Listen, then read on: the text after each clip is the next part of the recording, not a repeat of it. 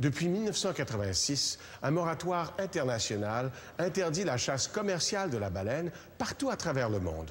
Pourtant, un pays, le Japon, a continué toutes ces années à chasser les cétacés, en principe à des fins scientifiques.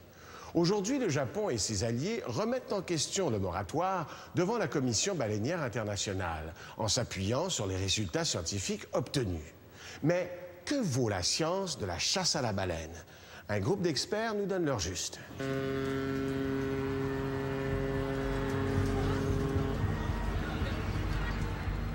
Novembre 2005.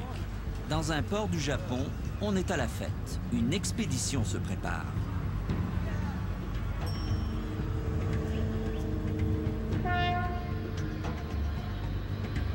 Pendant ce temps, en Afrique du Sud, 2 navires de Greenpeace appareillent.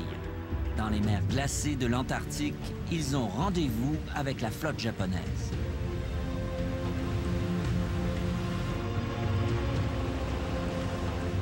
Pendant 2 mois et demi, les Japonais chasseront la baleine.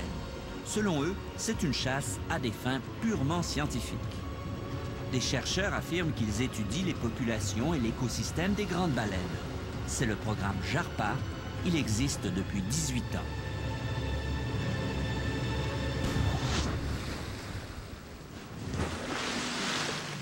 Début décembre, les Japonais sont en vue. La flotte de Greenpeace comprend 2 vaisseaux, quelques Zodiacs et un hélicoptère. L'objectif, stopper la chasse. L'organisme soutient que la recherche scientifique n'est qu'un prétexte, de la science bidon qui masque une chasse purement commerciale. Que vaut réellement cette science à base de chasse?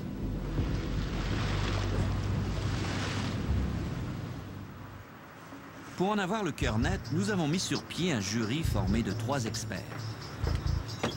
C'est donc une sélection de ce que la science japonaise a produit de meilleur, puisque c'était produit en anglais dans des revues avec jury de pairs. Ancien chercheur de Pêche et Océan Canada, Pierre Belland est une autorité sur les baleines du Saint-Laurent. Vétérinaire de recherche, Daniel Martineau a notamment travaillé sur l'état de santé des belugas. C'est la sélection. Océanologue de formation, Jean-Claude Brett est un spécialiste réputé de l'écologie des poissons. Alors, livraison des articles à lire pour la semaine prochaine pour le jury donc de délibération sur la science de la chasse à la baleine. Leur mission, évaluer les publications japonaises, la crème des publications, celles qui ont été publiées depuis 2002 en anglais dans des revues scientifiques les plus cotées. Ils ont 1 semaine pour étudier ces quelques 300 pages.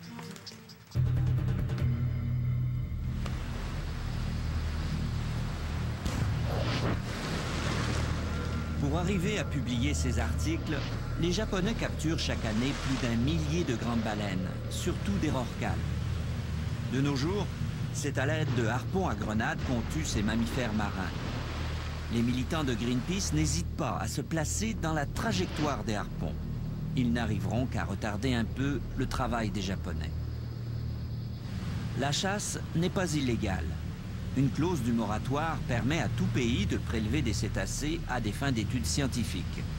Le nombre maximal n'est pas précisé.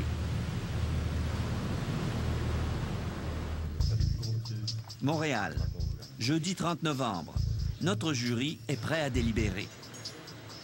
Il devra d'abord se prononcer sur la qualité des articles soumis. Est-ce de la bonne science, pertinente et importante?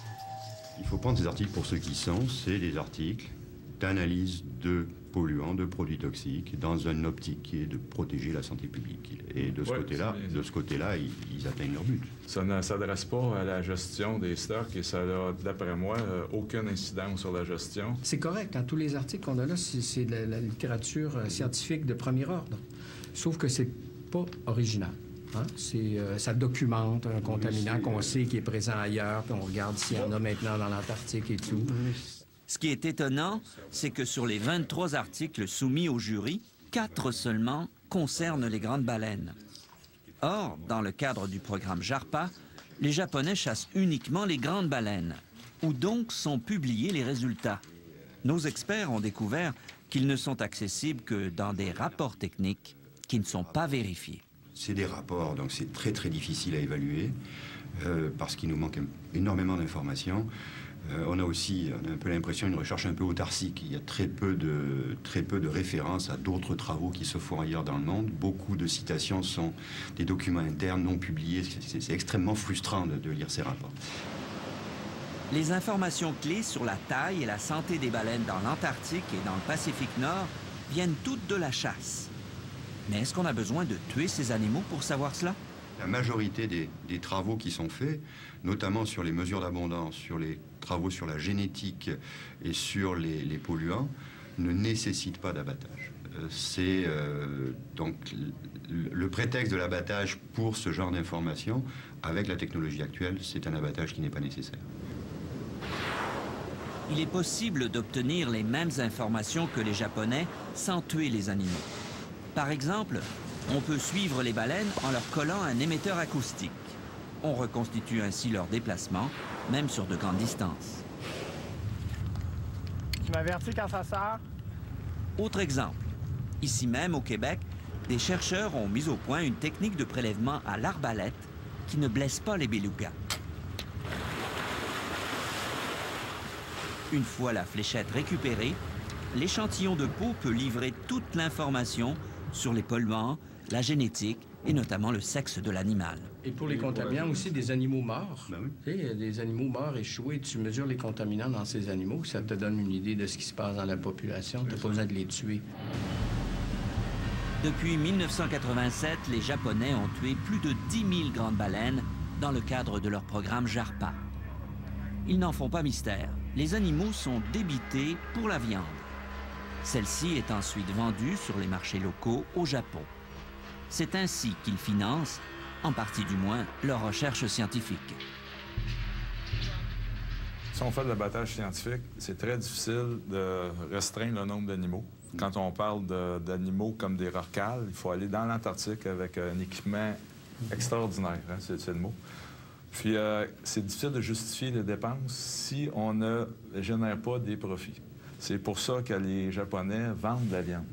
Mais là, c'est un cercle vicieux à ce moment-là. C'est que si on investit dans des bateaux, on veut vendre de plus en plus de viande et puis on ne peut pas dire qu'on va tuer seulement une couple de centaines d'animaux parce que les coûts vont être énormes.